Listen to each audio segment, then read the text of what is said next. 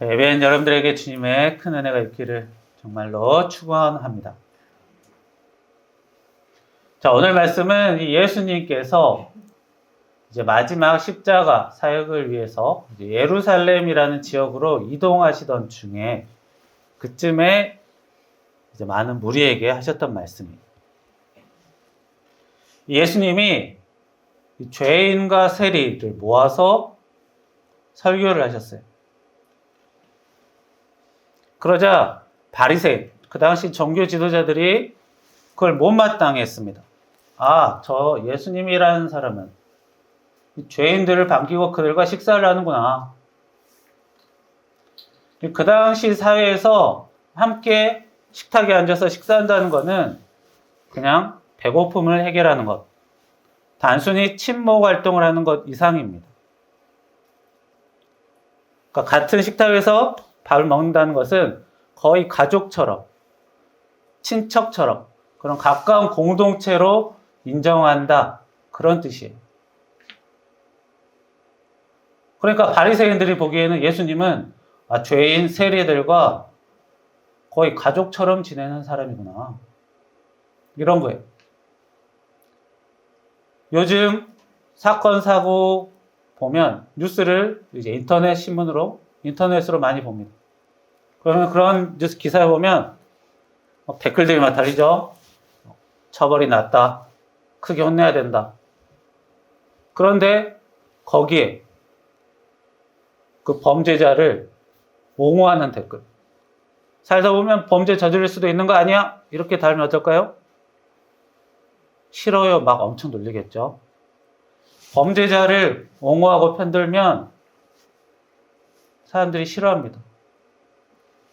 그런데 예수님이 이 범죄자랑 거의 친근하게 같이 지내신 거예요. 당연히 주변 사람들이 보기에도 좋지 않았고, 종교 지도자들이 보기에는 더더욱 마음에 안 들었습니다. 그러면 그 당시에 세리 죄인은 어떤 사람이었느냐? 세리는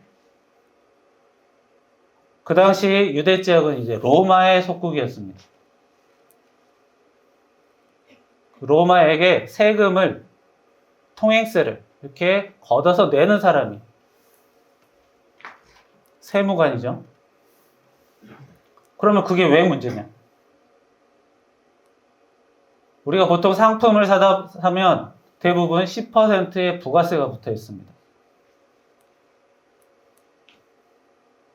내가 어떤 상품을 사면요, 대부분 그 안에 10%의 세금이 붙어 있어요. 그래서 내가 10,000원짜리 상품을 사면 10%, 1,000원의 세금이랑 원래 상품 가격은 9,000원이에요. 그걸 주면 물건을 판 사람이 9,000원을 갖고 1,000원은 세무서에 내는 거예요. 소비자가 세금을 같이 내니까 그 세금을 파는 사람이 모아서 국세청에 냅니다. 그러면 그 세금은 뭐의 기준이에요? 10%니까? 상품 가격이죠. 근데 상품 가격은 누가 매겨요? 파는 사람이 매깁니다. 그러니까 세금은 국가에 내는 거지만 그 세금의 비율은 파는 사람이 이렇게 달려 있어요. 상품을 파는 사람이 2만 원을 올리면 세금을 사는 사람이 2,000원을 내는 거예요. 이렇게 상품 가격이, 물가라는 게 오르락내리락 하죠. 그래서 이 세금을 걷는 사람이 항상 고정적으로 세금을 받는 게 아니라 맘먹기에 따라서는 얼마든지 더 받아서 챙길 수 있는 그런 구조예요. 오늘날에는 이렇게 사회가 체계적으로 시스템이 되어 있지만 예전에는 그렇지 않았어요. 그래서 그 당시에 세리들이 세례 요한, 예수님이 오시기 전에 사람들이 이끌었던 세례 요한에게 이렇게 물었어요. 우리는 어떻게 살아야 합니까? 그랬더니 세례 요한이 받아야 될 세금보다 더 많이 받지는 말아라, 이런 얘기를 했어요. 그만큼 그 시대의 세리들이 세금을 필요 이상으로 더 받았다는 거예요. 게다가 자기 민족에게 돈을 걷어서 로마에 바치니까 약간 배신자의 느낌이 많이 나는 거예요. 그래서 이 세리들을 싫어했습니다. 세금을 몰래 더 받기도 하고 원수가 되는 로마에 돈을 갖다 바치기 때문에 그런 일을 하기 때문에. 그리고 그 당시에 또 죄인은 뭐예요? 단순히 범죄를 저질렀던 사람 이상입니다. 유대사회는 유대의 율법 어긴 사람을 죄인이라 해요. 유대사회에서 율법을 어기면 자기가 범죄를 저지른 것뿐만 아니라 그 사회 전체를 위험하게 만든다고 생각했어요. 그래서 이 죄인들을 싫어해요. 이 죄인은 주변 사람에게만 피해 준 게 아니라 우리 유대사회 전체를 위험에 빠뜨리는 존재다. 그래서 바리새인, 서기관, 종교 지도자들이 예수님이 세리와 죄인들과 어울리는 것을 문제 삼았던 거예요. 그래서 예수님이 대답을 해주십니다. 그 대답이 오늘 누가복음 15장 내용이에요. 왜 내가 죄인들과 어울리는지 얘기해 주겠다. 이 비유를 들어서 설명을 하시는데 굉장히 중요한 내용이기 때문에 세 가지 비유를 드세요. 세 가지. 첫 번째 비유는 잃은 양. 내가 양이 100마리 가지고 있는 목자인데, 목자라면 한 마리 잃었을 때 그 한 마리를 포기하지 않고 그 한 마리를 찾기 위해 위험을 무릅쓰겠다. 제대로 따라오지 않은 잃어버린 양. 사실 목자가 양들을 이렇게 인도를 합니다. 그런데 꼭 말 안 듣는 인도를 따르지 않는 양들이 있어요. 낙오된 양들이죠. 그냥 그 낙오된 양도 내가 찾아가겠다. 또 은전 비유를 드세요. 내가 10개의 은화가 있는데 그 중에 한 개의 은화를 잃어버리면 그 한 개의 은화를 버리지 않겠다. 샅샅이 찾겠다. 그리고 그 다음 세 번째 비유가 이 탕자의 비유입니다. 그러니까 똑같은 내용인데 세 번이나 하세요. 그런데 차이가 있다면 맨 처음에는 양이죠. 그 다음에는 은하예요. 그 다음에는 자녀예요. 좀 더 소중한 것들로 이제 커지는 거죠.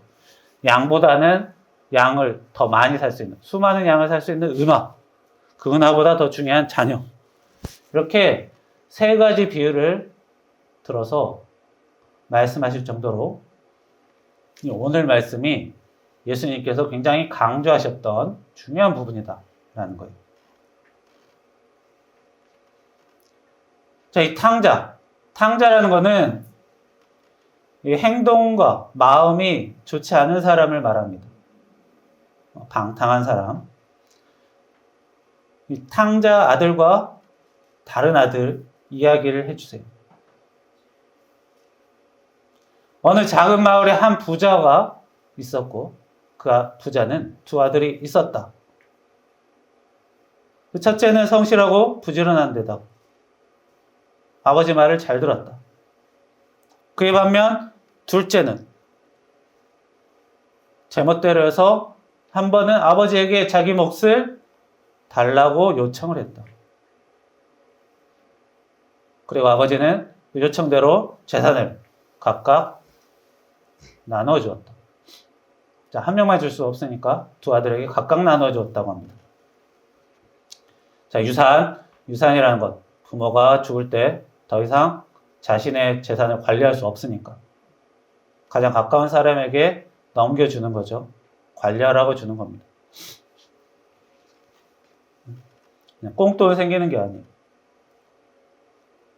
부모든 자녀든 서로 가까운 사이일 뿐 똑같은 사람은 아닙니다. 가까우니까 주는 거예요. 가까운 사람이 없으면 다른 사람 주는 거고. 자, 부모가 스스로 부모의 재산은 부모의 것이기 때문에 자기 재산을 자기가 직접 관리하든 일찌감치 나눠주든 그건 부모 마음입니다. 그런데 자녀가 부모의 유산을 미리 달라는 것은 문제가 되죠. 자기 게 아닌데 달라고 하는 거니까요.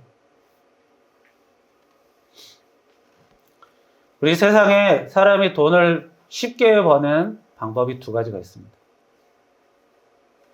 그것은 자립하지 못한 자녀가 부모에게 받는 용돈입니다. 일하지 않아도 받는 돈이에요. 그래서 쉽죠? 그리고 또 한 가지가 있는데 그게 바로 부모가 물려주는 유산입니다. 내가 일해서 번 돈이 아니니까 쉬운 거예요. 그 외에 나머지 방법은 자기가 일해서 돈 버는 것밖에 없습니다. 일해서 돈 벌고 번 돈에서 쓴 돈을 뺀 나머지 돈을 관리하는 것.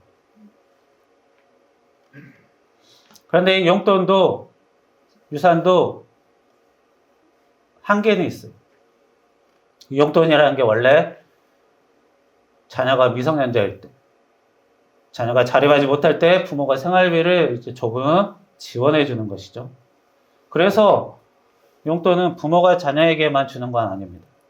부모가 나이 들어서 더 이상 일하지 못하게 되면 자녀가 생활비를 부모에게 지원해 주는 것이 될 수도 있어요. 그런데 이 용돈은 말 그대로 생활비 전액은 아닙니다. 그걸로 자기 생계 전부를 꾸릴 수는 없어요. 특별히 미성년자는 나라에서 일을 못하게 만듭니다. 금지예요. 미성년자는 편의점 이런 데 일할 수 없죠. 청소년 보호법이라고 해서 미성년자가 술을 만지는 것 자체가 금지되기 때문이에요. 그래요. 자, 편의점에서 일하면 어때요? 물건이 들어오면 물건을 진열을 해야 되잖아요. 그럼 술이 들어오면 술을 진열해야 돼요. 술을 못 만져요. 진열을 못 합니다. 바코드를 찍으려면 자꾸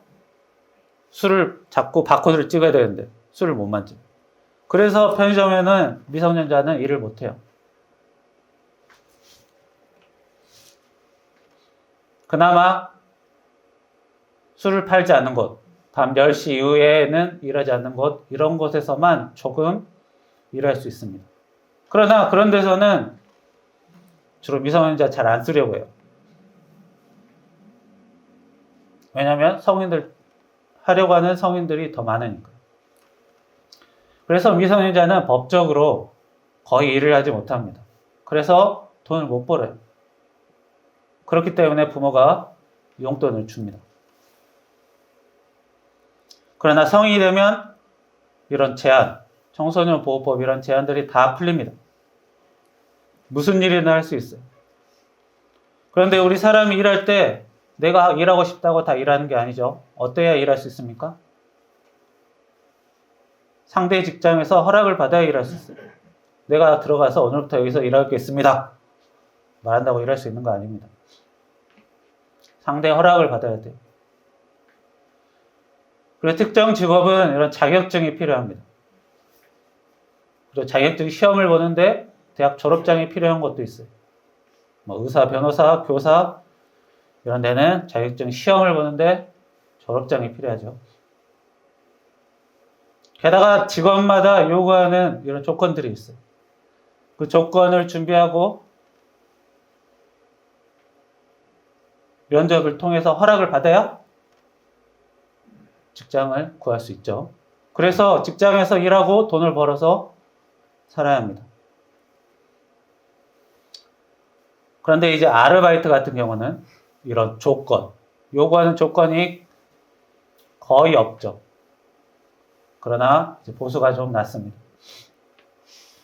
하지만 무슨 일이든 오래 해서 경력을 쌓으면 그 경력을 쌓아서 어느 정도 인정을 받아 일해서 먹고 살 수 있어요.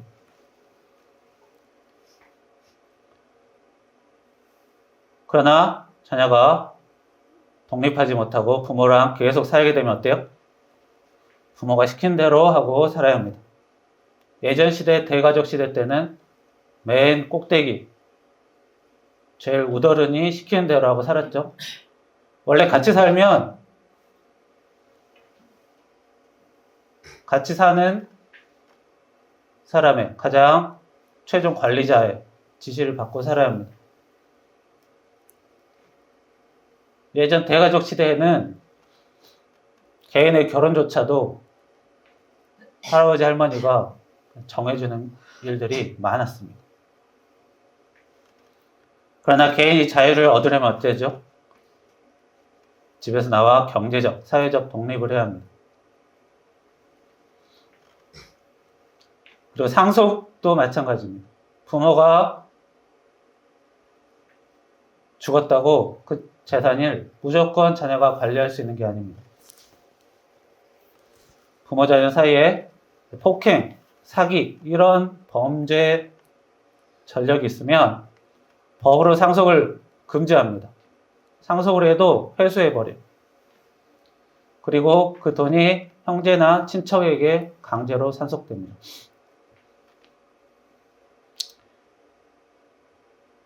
용돈 상속에 의지하는 삶이 이제 옳지는 않죠. 자기 삶을 꾸려야 합니다. 무엇보다 성경에 그렇게 나와 있어요. 성경에 창세기 보면 바벨탑 사건이 있습니다.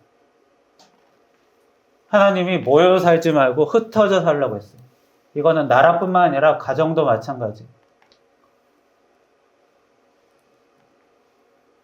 게다가 또 하나님께서는 남자가 부모를 떠나 아내와 합하여 둘이 한 몸을 이루라. 부모를 떠나 부모의 가정을 떠나 자기 가정을 꾸리라고 하셨습니다. 이거는 창세기 2장에도 나와 있고 마태복음에도 나와 있어요. 그러니까 하나님께서도 하신 말씀이고 예수님도 하신 말씀이에요.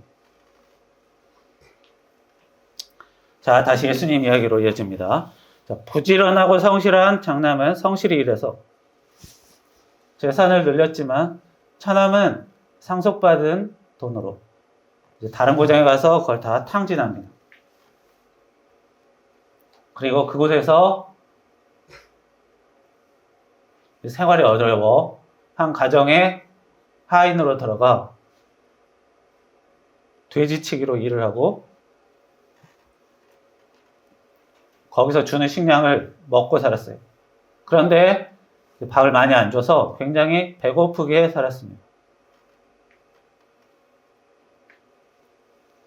결국 차남은 아버지에 대한 그리움과 죄책감에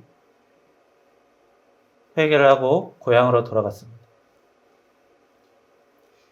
고향에 가서 아버지 직장에서 일을 해야겠다. 받아준다면.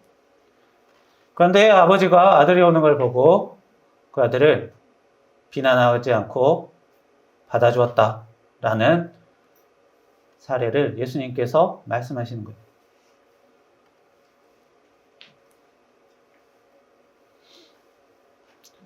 그 당시 유대사회에서 유산을 먼저 받겠다는 것은 거의 절연을 하겠다 같은 의미였지만 그런 방황했던 자녀를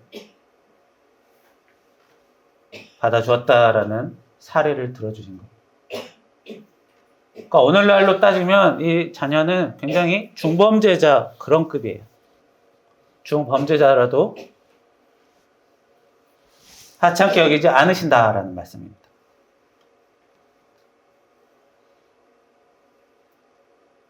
우리가 사회생활을 하다 보면 사람과 함께 살다 보면 어떻게 살아야 하는지는 다들 어느 정도는 알아요.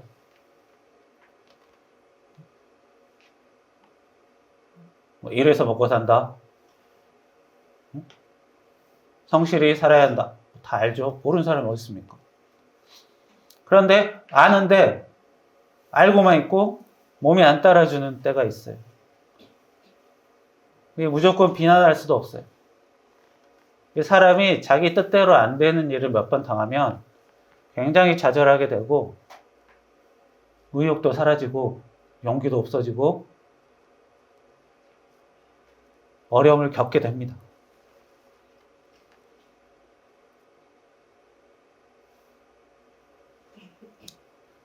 이 자동차 보면 내비게이션 있지만 내비게이션 목적지 검색하고 그대로 따라가도 놓칠 때 자주 있잖아요. 왜냐하면 방향은 다 알려줘도 운전은 내가 하기 때문에 잘못 길을 들 때가 많다는 거예요. 내비게이션이 방향을 가르쳐주든 어떻게 살아야 되는지 내가 어느 정도 알고 있다 하더라도 운전이 제대로 안 될 때가 많은 게 현실입니다. 이 방탕한 탕자가 어떻게 살아야 하는지 모르는 게 아닙니다. 자기 형 보고 자기 형을 봤기 때문에 어떻게 살아야 된다는 걸 알아요. 근데 자기 마음이 그렇게 못 따라가서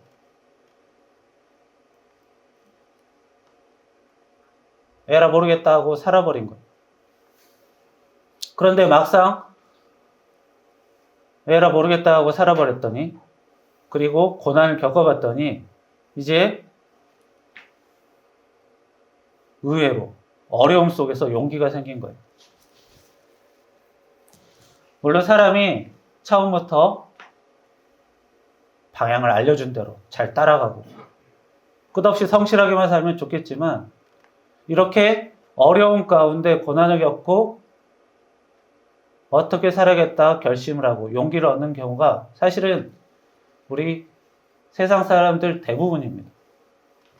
그래서 좀 이전 세대들, 어렵게 살았던 세대들일수록 생활력이 좋아요. 요즘 시대에 보면 요즘 시대도 자기 나름대로 어려움이 있다라고는 하지만 전쟁 겪었던 사람들에 비하면 말할 수도 없는 거예요. 지금 당장 오늘 죽냐 내일 죽냐 갑자기 포탄이 떨어져서 죽냐 이런 사람들에게는 요즘 사람들이 투정 부리는 거 별로 와닿지 않을 거예요. 그러나 그 어떤 시대든 내가 어떻게 살아야 되는지 알면서도 제대로 못 갈 때가 많습니다. 탕자 또한 마찬가지고 우리들 대부분도 마찬가지입니다. 다 어느 정도는 방황하고 살게 돼 있어요. 인터넷 댓글에 범죄 저지른 사람 보면 수많은 사람들이 욕하죠. 자신은 살면서 단 한 번도 잘못 한 번도 저지르지 않은 사람처럼 생각하면서 남을 막 비난해요.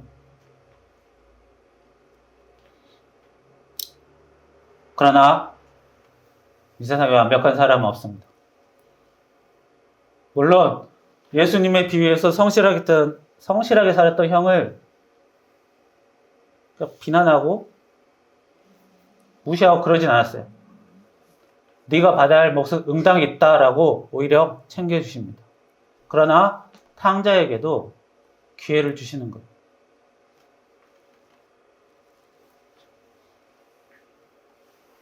중요한 거는 탕자가 될 대로 되라, 어떻게든 되겠지라고 생각하며 살다가 내가 잘못했구나. 하인 생활이라도 해서 책임을 져야겠다. 이 정도 생각을 하고 돌아왔다는 것. 그래서 다시 살 수 있었습니다. 물론 어려운 생활 때문에 어쩔 수 없이 이렇게 생각하게 된 것도 있어요. 그러나 그런 와중에도 미안하지만 민망하지만 아버지를 찾았다는 것. 하나님을 우리가 찾으면 돼요. 그런 것처럼. 방황할 땐 방황하고 멀리 돌아갈 땐 돌아가더라도 결국에는 하나님께로 다시 돌아가서 자기 자리를 찾으면 됩니다. 이렇게 사람은 시킨 대로, 방향대로, 알려준 대로 그냥 쭉 따라가는 큰아들도 있고 자기가 직접 경험해보고 시행착오 겪으면서 가는 사람도 있어요. 물론 이 탕자의 비유에서 나오는 큰 형님 큰아들처럼 사는 게 본인도 무난하고 주변 사람도 무난하고 좋죠. 그러나 탕자 같은 사람에게도 많은 기회는 아니지만 그래도 어느 정도 기회를 준다는 것. 우리도 그 잘못이 크고 작을 뿐 항상 방황하고 산다는 것 잊지 않아야 합니다.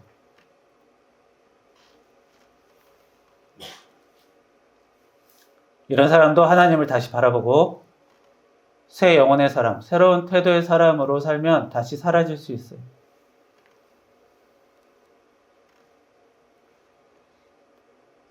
사람이 일이 잘 안 풀리면 주변 사람 탓도 하고 사회 탓도 하고 억지도 부리고 그럴 수 있는 거죠. 그러나 그럴 때 그러더라도 잘못된 것은 조금씩 바꿔가며 산다면 기회를 얻을 수 있습니다. 예수님께서 예로 드신 이 탕자의 회개, 죄인도 세리도 잘못할 때 있어요. 그런데 그 사람들 지적질하는 종교 지도자, 바리새인들, 서기관들 그 사람들도 따지고 보면 자기가 옳다고 생각하는 일로 범죄 저질렀던 사람들이거든요. 예수님 막 누명 씌우고 억지로 처형시키고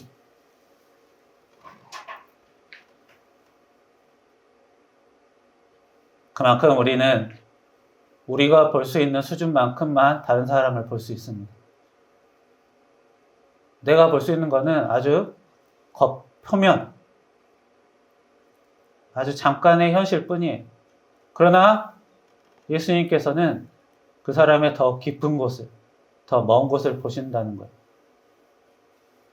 우리는 예수님처럼 볼 수 없어요. 그나마 할 수 있는 것은 남을 정죄하는 일을 좀 줄이는 것뿐입니다. 그리고 우리가 보지 못하는 부분은 하나님께 기도하는 거예요.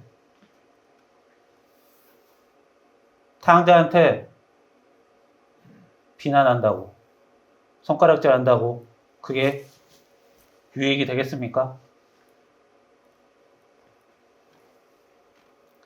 이것은 예수님이기 때문에 받아주시는 겁니다. 그래서 우리가 마지막까지는 예수님께 의지할 수 있는 거예요.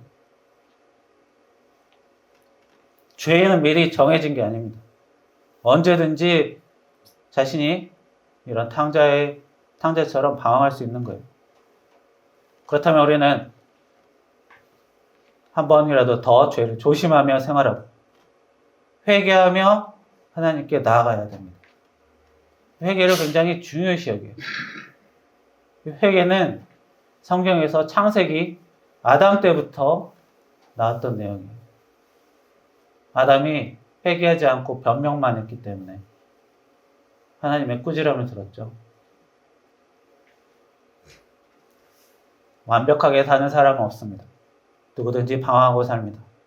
그러니 우리는 회개하며 살아야 되고 남을 너무 비난하지 않도록 조심하며 살아야 합니다. 그것이 오늘 예수님께서 우리에게 가르쳐 주신 주님의 말씀입니다.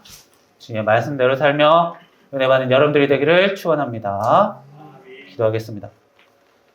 살아계신 하나님, 누구나 이 탕자처럼 방황할 때가 있습니다.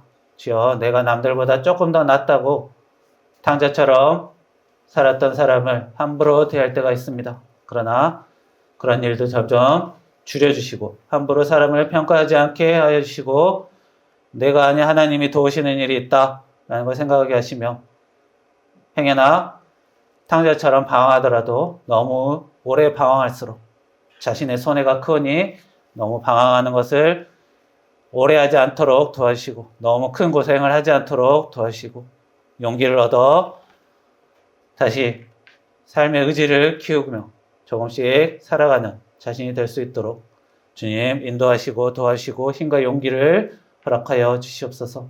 주님이 도와주실 때 많은 것들이 이루어질 수 있사오니 주님께서 능력 주시고 위로해 주시옵소서.